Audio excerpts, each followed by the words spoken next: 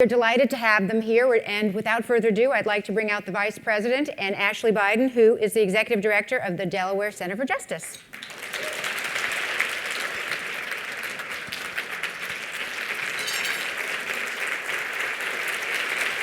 Thank you. Thank you. Please sit down. Well, it's great to have you both here. But, Mr. Vice President, before we get started, there is some significant news that's breaking right now that I do have to ask you about. The White House just released a statement from the President on the torture report condemning our tactics. But is that enough? Should there be consequences to the CIA or other organizations for what that report is saying? Let me say two things. First, that one of the reasons why I love working with Barack Obama is he understands that and I mean this sincerely, is the real strength of America is when we are consistent with the values we assert. Think of the countries who would be willing to say, we made a mistake. We made a big mistake, and to make sure it never happens again, we're going to let the whole world know the mistake we made. It'll never happen again. That is the true strength of who we are as a nation. And that's the power of this country. It's our values that people repair to. You know, it's the president's taken us from, in my view, Lois, from us being known for the example of our power to the power of our example. And this is the single most significant thing that's being done. With regard to who should be prosecuted, I've been deeply involved in reviewing all of the matters that have been made public by the committee. This is, for you all know, the intelligence committees are the ones that signed this report. It's a large report, significant report. And I've gone through it over the period of time and been interlocutor with Chairman Feinstein and Saxby-Chambliss on this. And it is for the Justice Department to determine whether or not there is any cause of action to be taken against any single individual. But in a sense, to me, that's the least important piece. The most important piece is we're big enough, strong enough, and consistent enough to say, we made a mistake. We made a mistake. We're exposing it. That will strengthen us worldwide. It will not weaken us. And that it will make it more difficult for the mistake to ever be able to be made again. That's the importance of the report, in my view. Is it a black stain on the United States? No, I think it's a badge of honor. Every country has engaged in activities somewhere along the line that it has not been proud of. But think about it. Name me another country that's prepared to stand up and say, this was a mistake. We should not have done what we've done, and we will not do it again. I think that's it. And by the way, you know, I know some of you know that John McCain and I are close friends. John thinks I'm crazy, and I think John's crazy. We go at each other, but if John called me at 2 o'clock in the morning and said, Joe, I can't tell you why, but get in the plane and meet me at such and such a place, he knows I'd get in the plane and do it. And I know he'd do it for me. But John and I have had real strong disagreements. But take a look at John McCain's speech he made today on this issue. Listen to John McCain, a man who had every bone in his body broken, a man who was brutally tortured, a man who spent 7 years in a prison. I strongly urge you to take a look at the speech John made today. It's breathtaking. It explains, in my view, more in an articulate way, anything I could say or the president could say. All right, thank you. Ashley, let's turn to you. So you have kept a pretty low profile during your father's public life. Yes. And so rather than me introduce you, I'd like you to introduce yourself. What would you like these wonderful 500 women to know about you unfiltered? Sure. Well, it's an honor to be here amongst a room full of women who rule. There is actually a really good energy, and I actually feel comfortable.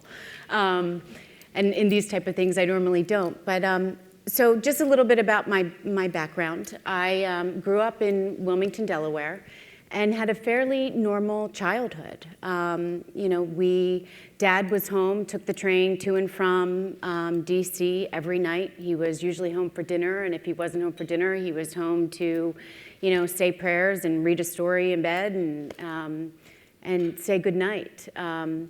I went to a private liberal school, Wilmington Friends School. And from there, I went to Tulane University, studied culture and anthropology. And after college, I was figuring out what it is that I wanted to do.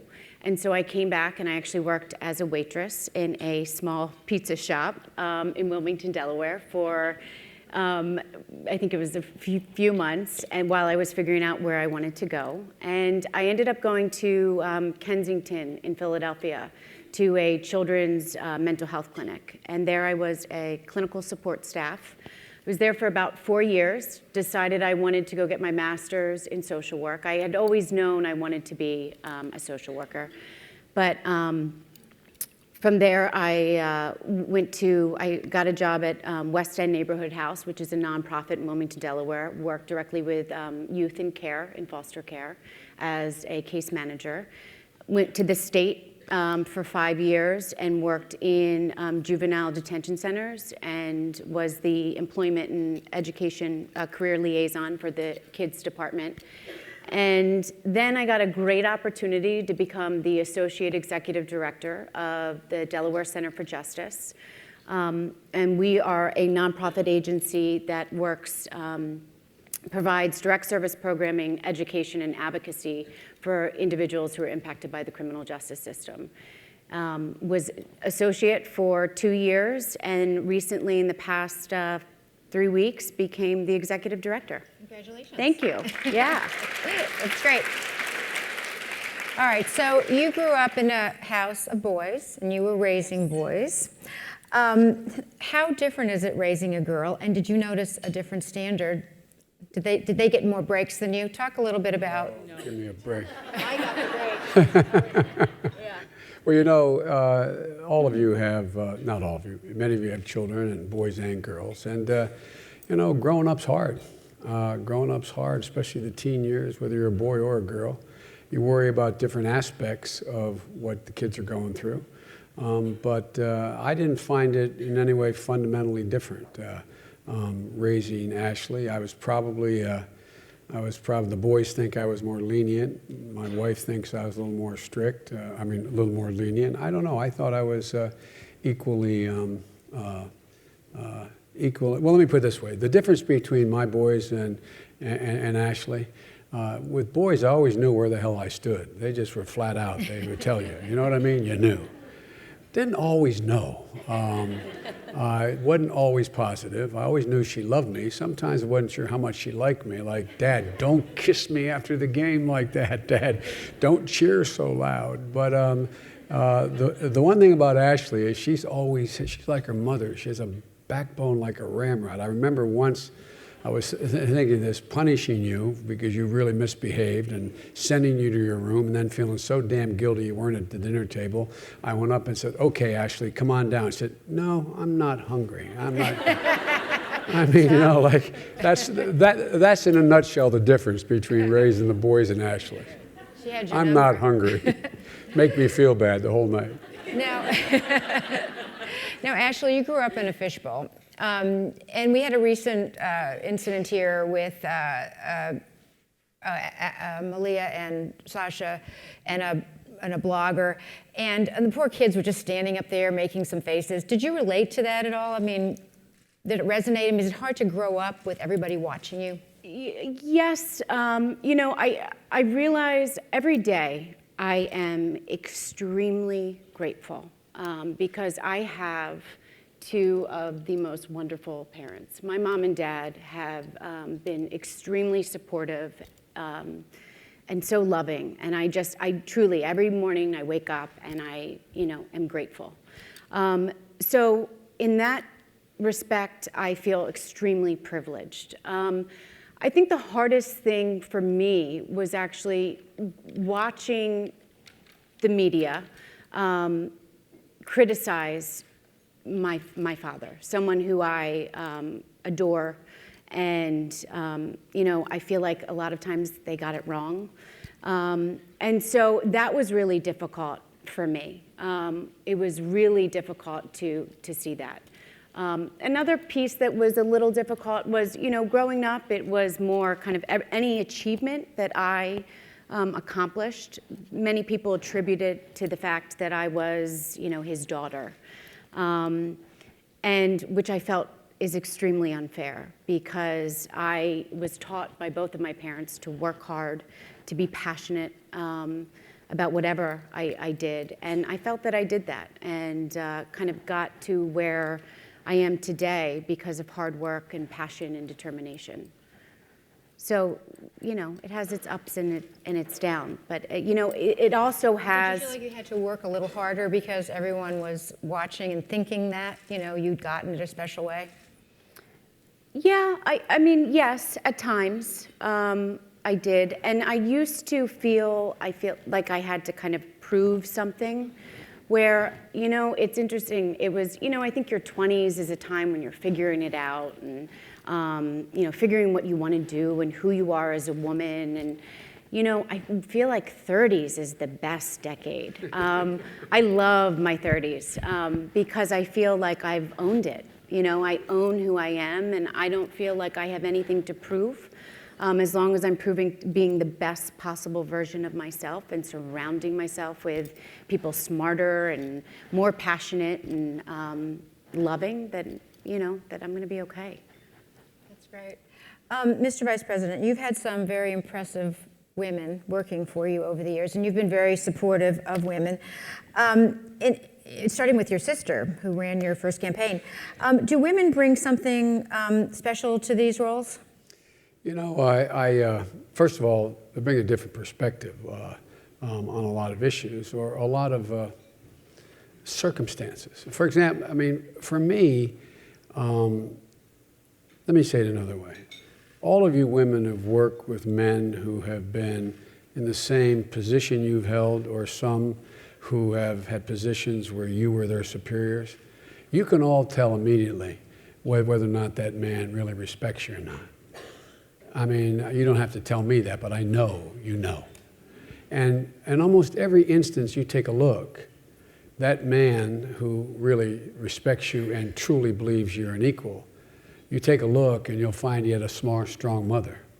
You'll find he has a sister or a family member who is strong. And I've really been lucky, all kidding aside. Some of you, Lois, you knew my mom. My mom was a sweet, quiet woman, but my mom was really, really strong.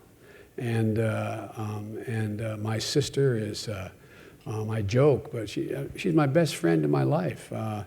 And we have an expression in my family, it's attributed to her: if you have to ask, it's too late. You don't, for real, you never have to wonder with my Valerie. She's been my best friend my whole life, and we went to the same university. She graduated honors, I graduated.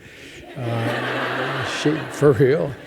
She was the homecoming queen a couple times. She's managed every one of my campaigns. And so she was strong. My deceased wife was a really strong, principled woman. And Jill, my Jill, she is, anyway, it's just, so I've been really lucky. And I think what it does, there's a comfort zone that is just different, at least for me. I'm going to say something outrageous. If you interview most of the women who I've worked with, it never crosses my mind that there's a distinction. For real. It doesn't make me good or bad. It's just the benefit of how you're raised and who you were around. But everybody thinks, by the way, I want to thank the Congresswoman for her kind remarks about me. We've been friends a while, and I appreciate it. Last point I'll make, though, it's interesting that the advantage I had was my father was a gentle, graceful man. And everybody thinks I wrote the Violence Against Women Act and I'm passionate about it because maybe my mother was abused or my sister or something. It was my father. My father talked about the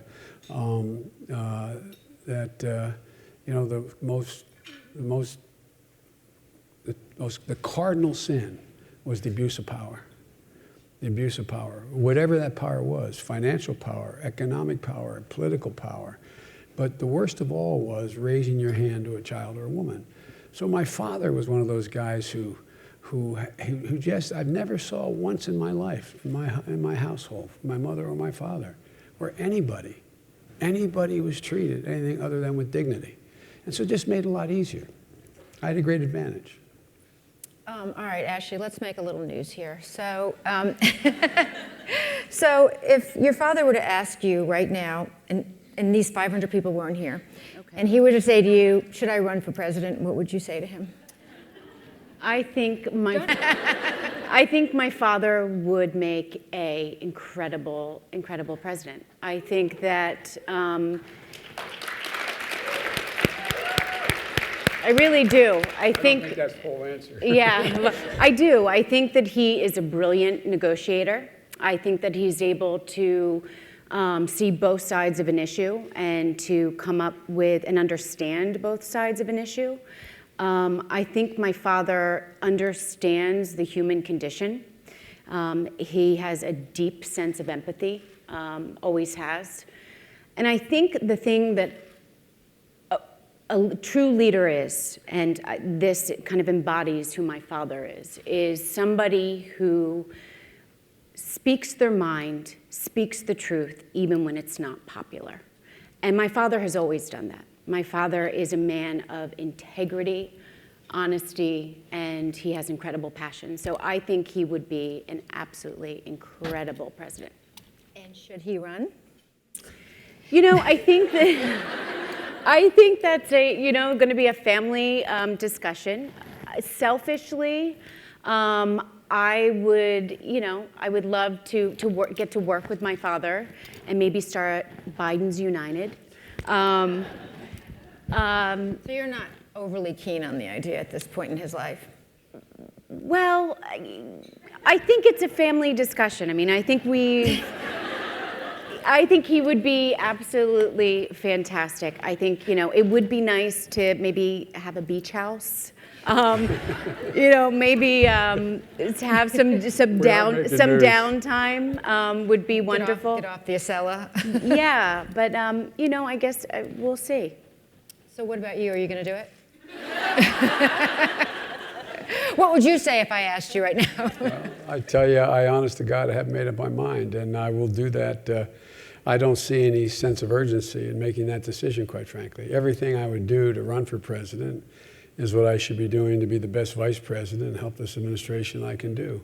And I have dual responsibility right now, and I don't think it'd be appropriate for me, even if I firmly decided to go off and do this full time now. I mean, there's a lot of unfinished business, but I don't think that precludes me from running. I'm confident I would be in a position to be able to be competitive, to be able to run a race, to be funded, et cetera. But that's a decision that I'll make at the end of this spring, early summer, and I think that's still enough time. But there's something one of the things that's changed when you've been around, obviously as long as I have, is that the things that you'd think would attract you to the office are the things that detract from wanting to hold the office. And I mean that sincerely. I think every president, I've known 8 now, it is, I can say it because I'm not the president, there's an awful lot of your life that gets taken away. Living in the White House is the greatest honor in the world, but also probably one of the worst things that you can do is live in the White House. It's not real. No, I mean it sincerely. And so, but the other side of it is, I think that I really, honest to God, believe America's on the cusp of being able to do really, really, really great things. I really mean it. I got elected when I was 29, Lois. I know you've covered me, not then, you weren't old enough, but you covered me after that. But all kidding aside, I'm more optimistic about the prospects of this country if we could just get our system together than I've ever been in my life. We're going to lead the world in the 21st century. There is no doubt about it, economically, politically. But you have to be able to arrive at a consensus. And I'll be blunt with you. The one thing that moves me in terms of running, I think I think I have the ability to bring the sides together in a way that only because of my experience over the years. But it's a decision that what would drive me to do it would be if I thought that I could do it better than anybody else. And I've not made that decision yet. We've not had that family discussion either. So, but there's plenty of time. All right, thank you. I want to ask you both about something that I think you're both passionate about. Mr. Vice President, you've been a proponent of civil rights your whole career, and I saw from your bio that you won the John Hope Franklin Award for combating racism. Yes. Let's talk about what's going on now, race in America right now. Can I get you both to start? I'm going to start with Ashley. I know you want to talk about it, but let's start with her. Wow. We have two grand jury things that just happened. Talk a little bit about what you're seeing out there. Yeah, absolutely. I think that the Black community is hurting right now. And I think there's been a history of, we have to understand what's happened, you have to understand the context and understand institutional racism. And if you don't know the history, it's very difficult to kind of understand what's going on now. There has been a very tumultuous relationship between law enforcement and the community for many years. I think that has to do with over-policing of communities, policing tactics that are used. And I think we really need to start to talk about institutional racism. And, you know, I feel like this isn't going to go anywhere. And I'm so glad that there are so many people all over the country who are protesting and who are making a statement and truly taking a stand, because things have to change. And, you know, from everything from these jump out squads in DC to training, to de-escalation tactics within the police force, to how grand juries are organized. You know, there are a lot of things I think that we can be talking about and we could be doing, and I hope that this is the impetus for true reform within our criminal justice system. And, you know, I don't think a lot of people know this, but the truth is that I learned a lot of this from Dad. You know, he sponsored the Second Chance Act, I believe it was 7 years ago. When he wrote the crime bill, and, you know, I think there's a lot of misunderstanding about the crime bill and what it was intended to do, and because of lack of funding, what it's done. You know, there was a call for drug courts, for reentry courts. So if you got arrested for a drug crime, that you would get diverted. There was a call for equal crime, equal time. And that was to stop the disparities between, you know, whites and men and women of color. And so, you know, a lot of this, my dad was a public defender. And, you know, one of the things that has truly been the community where I work, you know, when I go out into the community and speak to groups and engage and all of that, it has been, you know, there's not one event that I don't go to that the community comes up and says, we miss your dad. You know, your dad used to attend church with us on Sunday. We don't have politicians like this in Delaware anymore. And so, you know, a lot of what I learned, I learned from him. There's mass incarceration going on right now, and a lot of it is because of drug addiction. I just gave a graduation speech at Baylor Correctional Institution in Delaware, and, you know, it was a group of about 30 women, all of whom were in jail, were in prison because of addiction issues. And so I think we have to also focus on addiction and what is addiction, and, you know, stop the stigma of addiction. So, you know, a lot of what I learned from Dad. You know who's learning from whom these days? You know, Lois, My dad used to have an expression. He'd say, you know your success as a parent when you look at your child and realize they turned out better than you. I mean it, that was his expression. And I'm a successful parent, as you can see. One of the things that has happened, and it's been fascinating, I thought I was, I thought I knew because I spent more time than anybody in the Congress, I think Susan will tell you, is focused on the criminal justice system. I did it for 19 years. And one of the reasons why we wrote the sentencing legislation, it was because of racial disparity. It wasn't for, it brought sentences down, not up. One of the reasons why I wrote the drug court law, which worked for a while, was to divert people out of the prison system into treatment. One of the reasons why, and I can go on, and what's happened is that a lot of this was so successful that everybody thought, and think about it now, those of you who are in the press, we don't cover crime anymore until very recently in the racial issues. Why? Because the crime rates plummeted so much.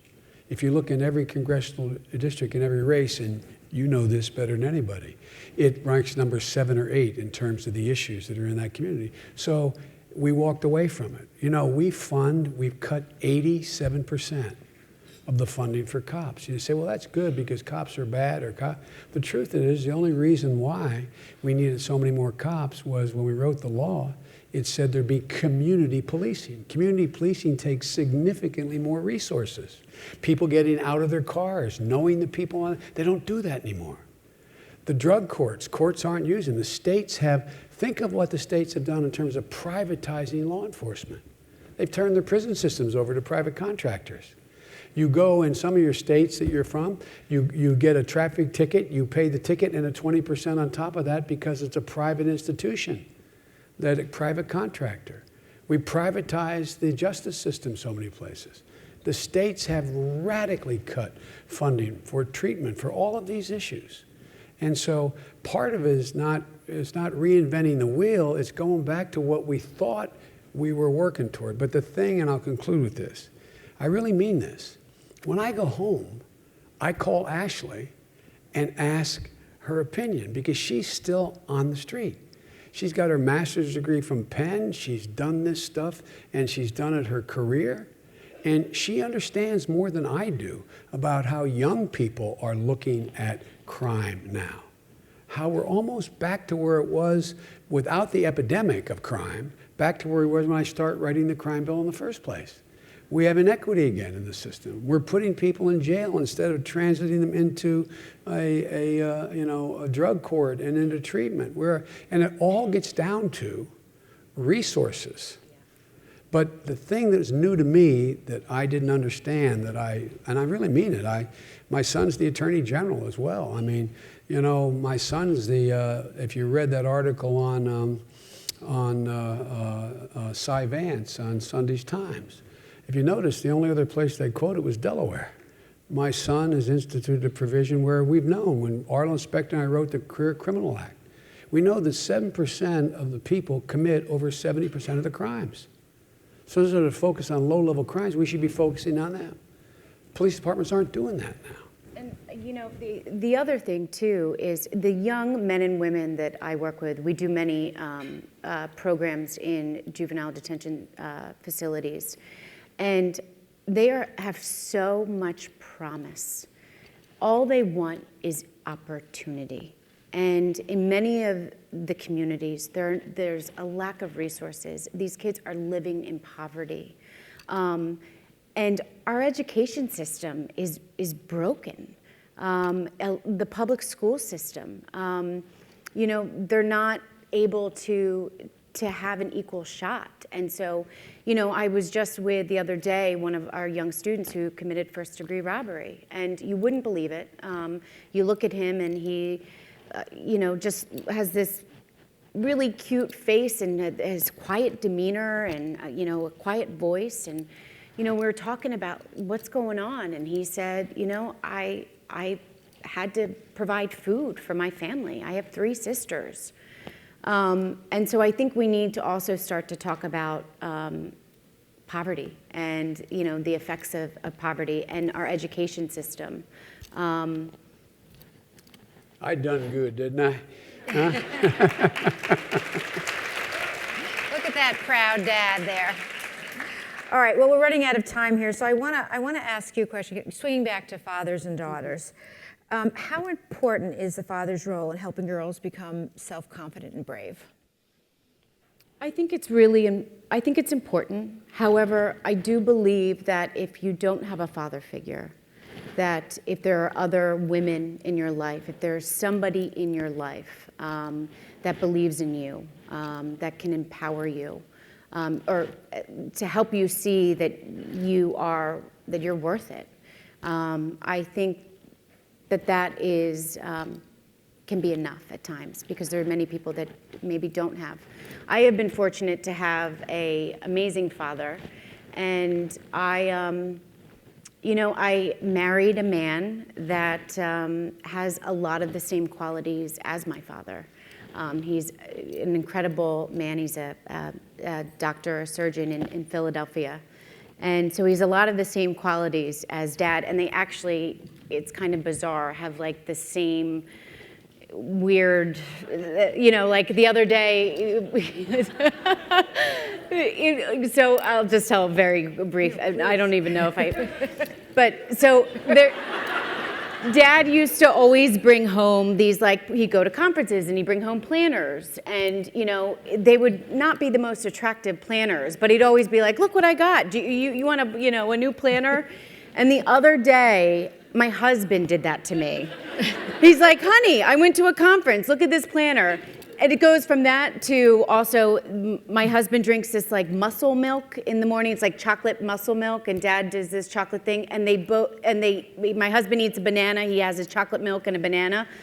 We're away for Thanksgiving, and Dad goes to the fridge and gets his chocolate drink and a banana. And I'm like, so there's some similarities there. But I married an incredible man, and I do think, my mom, my dad, but also my mom and my aunts, and I also had two amazing brothers, and so they've all helped me to be brave and courageous. You had some really good role models. I did. So let me just ask one question. You guys are doing very well together. Do you ever drive each other crazy? Or when do you drive each other crazy? No. I'm confident, I mean this sincerely, and you're probably this with your dads. And I mean this sincerely, no matter how old you are. The thing that probably satisfies your father more than anything else is when he's on a date with you. No, not a joke. Not a joke. The single most satisfying thing in the world. And the boys say, you love Ashley more than me, and I say, yeah, I do. But it's interesting that when they're little, when you're smaller, you're more frightened. You're more frightened about the vulnerability. You're more frightened about the physical vulnerability, at least I always was. But as you get older, I mean, there's no one I'd rather be with in my life than my kids. My wife says, and some of you know my wife, she said, Joe, you got to get some friends. Yeah. But we look, the greatest compliment, here's the best way to put it. We always do family vacations together, and then we always spend Christmas in our home. My whole family moves into my house. My son, Bo, lives only a mile away. His kids and his wife move into my house. Hunter comes up, and my three granddaughters move into my house. Ashley and Howard come down, and they're only in Philly, move into my house. And we spend the time together for 6 days from the 18th on through Christmas. We go off every summer somewhere together. But the greatest compliment I had, Jill and I hadn't been with one another alone for a while. And we used to, when I was a senator, I would make sure that once every 6 or 8 weeks, even if we went to a local bed and breakfast, Jill and I would leave and go a half a mile away. We live in Wyeth country up almost in Pennsylvania. Just have a night, for real. And we hadn't done that in a long while. So we had decided that we were going to go to the beach after we spent 10 days or 8 days as the entire family, all 13 of us, out in Jackson Hole, rafting and hiking. And so one at a time, my grown children came to me separately And I said, Dad, do you mind if Howard and I go with you and Mom on vacation? Then my son Bo said, Dad, you know, Robbie, our friend, lives out there, and how about if Hallie and I, can we, as you have room? Not knowing the other had talked, and Hunter said to me, Dad, Kathleen and I, we want to come, and Jill's going, Jesus, God, you know. And I'm thinking, isn't this, I mean, seriously, those are your parents. It's pretty incredible. It's a pretty incredible thing. And so, you know, but I know I've driven her crazy. And I know that I've driven my boys crazy. And I know that I've been pretty strict or demanding in terms of their, the most important thing to me is how they treat people, other people. And I mean that sincerely. And I remember Ashley getting in trouble at Friend's school. She was in 6th grade, and she wasn't in class when she was supposed to be in class. And so I got called in, and it was unusual. What was she doing? It turns out that when they were at lunch, one of the, I believe it was an African-American janitor, that one of the girls at the school was disrespectful to him. And Ashley felt so badly, she skipped class and was down in the bowels of the Friend school. It was 1827. The school's been around, 1727, around a long time. And to find him, to apologize. I was delighted. I hope that if she got an F, they kicked her out. I mean it sincerely. And so, but there are times, as you know, particularly with girls, I know I embarrass her, you know, and I feel badly about it. Like, for example, Can I tell, the one, he doesn't really embarrass me anymore, but when I was in high school, there's one time, my dad always, I played lacrosse and field hockey, and Dad always had to be at my games. And that was great, but Dad was also the loudest cheerer and would literally, you know, crouch down on the sidelines and go that way, go this, you know. And one time I had a big game, and Dad actually took a helicopter and landed in the football field to see my game, and I was like, oh my heavens. So, you know, let's get something straight here. The field hockey field was down here. Yeah. The football field was up here. I was campaigning. They were on the way to the state championship. I wasn't going to miss the game. Right. So I landed. But I didn't think about it. I'm thinking to myself, what would I do? I played at that same school. I played football. What would I do if my dad died? I'd have been mortified. Yeah. But, I didn't think about it. I remember one game, you had a great game your junior year. You were playing Sanford, and she scored winning goal, and I ran out in the field to give her a hug. She said, Dad, not here. Wait till we get off the field, will you? You know, I mean, it's like, but, you know, boys, the difference is the boys would let me kiss them, and, you know, the boys let me kiss them, and it was like, oh, cry, that's Dad, you know, I mean, it was, but with Ashley, it was, Dad, you don't know. And I always loved the boys she went out with. You know, I had this bad habit. At least I married a Yeah, I know, you married the guy I want. Her husband came down after literally 13 hours of surgery. He's a reconstructive plastic surgeon, does flaps, and he's an incredible surgeon. And this guy really is. He finished in Philadelphia. He decided it was appropriate. The thing I loved about him is what I did with Jill's dad and Nelia's dad, is I asked for her hand. I know that's kind of old-fashioned, but I did. And so he thought it was important to come and ask for Ashley's hand. And so he called and said, I'm going to be on the train, and I'll be down at 8 o'clock. I'd like to talk to you about something. Like a damn fool, Jill said, I know he's going to talk to you. I said, he just wants to talk to me. I didn't know. And the train broke down at 12 o'clock at night. He showed up. And it turns out the Secret Service agent guys, he's walked through the gates were saying to him without my knowing, congratulations, Howard. How the hell he knew? They knew. And he walked in, swear to God, true story, walked in and said to me, he said, Pop, look, how I love Ashley, and I'd like to ask you. I said, yes. Yes. And he looked at me, he said, why so quick? I said, 2 things. This is the guy who has a PhD in neuroscience. This is the guy who has an MD. This is the guy who's one of the leading surgeons in the Delaware Valley. And from the moment he met Ashley, he treated her as an equal. He respected her opinion. It wasn't about, it was clear. And he made her laugh. They're the two things. So that's why I love her husband. And I also like it now that at family gatherings, I'm not the brunt of all the jokes. That Ashley's brothers put him through the ringers. And by the way, Ashley, when I asked, I had, my son had a stroke, Bo, and he was hospitalized, and the doctors say there's no miracle, but it was a medical marvel that the stroke resolved itself as they were about to try to open him up, and he was fine afterwards. But he was a friend of this fellow Howard, who's his age, at the same hospital, Jefferson Hospital. And when Ashley walked in the room, panicked about her brother and jumped in bed with him, and Bo, you okay, honey? And this guy was at the foot of the bed visiting. And after it was all over, Howard walked up to Bo and said, Bo, you think you could set me up with your sister? And this is the difference between girls and boys, at least in my family. And he said, yeah, Howard, I will. And he said, Ash, he said, I didn't even see the guy.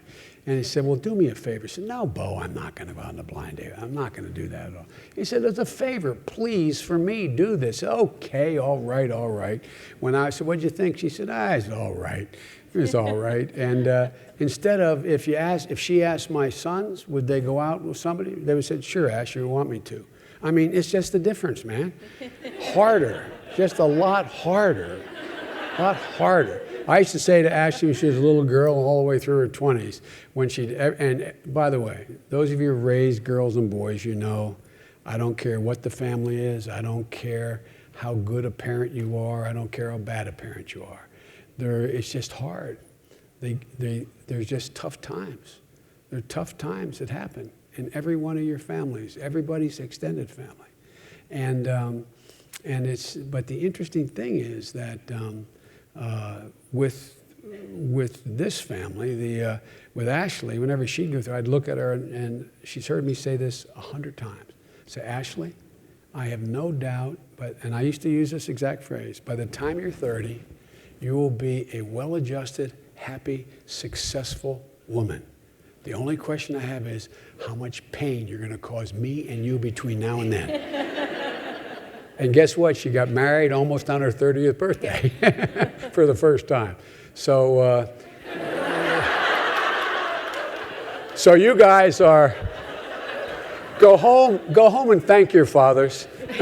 Go home and tell your father, Dad, I love you. Give it a shot. Well, I think we are over time, and I think Shayla will never let you come back if I don't let you go. But thank you both so much. Thank you. It's been really great. It's really great. Thank you. so much. It's really terrific. Thank you. Thank you.